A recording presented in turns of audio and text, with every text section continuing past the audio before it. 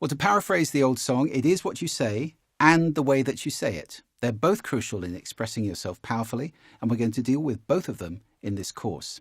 Let's start with what you say, and in particular, let's start with vocabulary.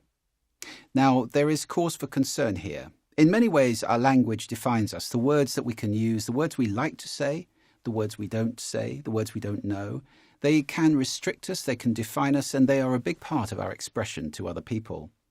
The reason I say there's cause for concern is that numbers tend to indicate that our vocabulary is shrinking. Here's a study from the UK which shows that teenagers in the UK are using just half as many words as people who are 10 to 20 years older than they are. Now, it may be that they haven't learned those extra words yet, but half, I think that is cause for concerns, especially since the study also found that a very small number of words were taking up a huge part of the teenagers' speech. Here's a rather humorous example from Little Britain. In fact, you were arrested for shoplifting 37 times. No, because what happened was the thing happened I don't know nothing about, because what happened was I did shoplift, but I didn't shoplift, but I did shoplift, but I didn't shoplift, but I did shoplift, but I didn't shoplift, but I did shoplift, but I didn't shoplift, but this whole thing happened what I don't know nothing about. Yeah, but and no but were on that list. So that's a humorous example. However, I think there is cause for concern that our language is shrinking somewhat. And of course, what happens if we can't express ourselves articulately is that we become frustrated.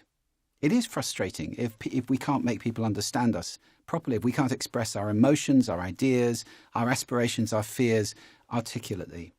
If vocabulary shrinks, I think there are issues for all of us to deal with. So let me give you a couple of good habits to develop for vocabulary. It's an ongoing process. There's always new words to learn. Whatever language you're speaking, there are always wonderful words to learn.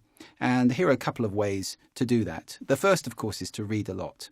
Encourage your children to read yourself a great deal. Reading is a wonderful way of encountering new words and of refreshing the words that we know already and finding new ways to use them. Another thing that I do a great deal is crosswords.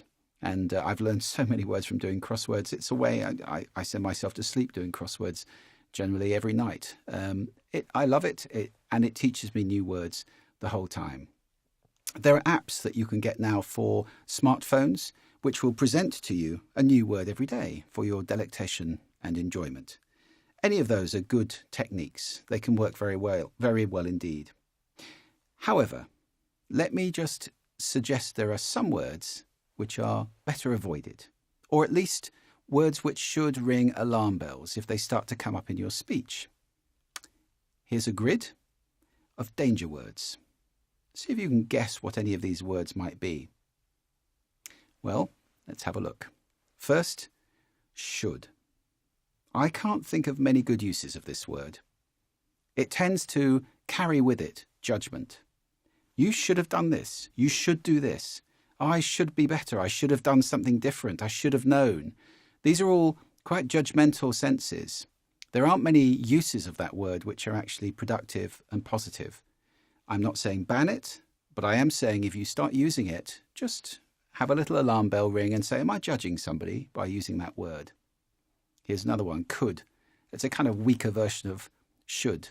I could do that. It's a word that evinces lack of commitment, really. And so does this one. Are you going to come out tonight? Well, I'll try. Are you going to finish your exam tomorrow? I'll try. It's, again, a word that really doesn't mean that we're very committed to something. You remember what Yoda said in Star Wars, of course. There is no try, there is only do or not do. I think there's a great deal of truth in that statement, actually. And then maybe, while we're in this zone, maybe, it's a very wishy-washy word. All of those three words, could, try, maybe, if you start to use those a lot, you may find that there's an issue with your committing in language to do things. And of course, if we don't commit in language and we don't commit ourselves, then very often not much gets done.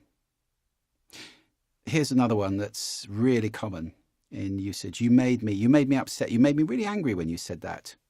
Actually, that's not taking responsibility for our emotions. When you did that, I felt angry is a rather clearer way of saying the same thing and taking responsibility for the I felt thing. It was me who did the feeling. You did the doing, I did the feeling. Those are two separate things, and I don't have to feel like that when that thing happens. At the moment I separate those two, I start to take more control of my reactions, and I'm in a more powerful place. Talking of powerful, here are some words which I call inflammatories or maximizers. They're words that many of us have used in argument and certainly should ring alarm bells if we're starting to deploy them in any kind of conflict situation. All of the maximizers, always, never, nobody, everybody, all of those extreme words. You always do this. You never listen to me. All of it. Never? Really? Probably not never. So, some danger words. Maybe ban them for a while. Maybe make a practice of not using them. Certainly be alert, because when they come up in your conversation, you may need just to look at what's going on under the surface. So that's vocabulary. Now let's look at the things that rob us of power in our speaking.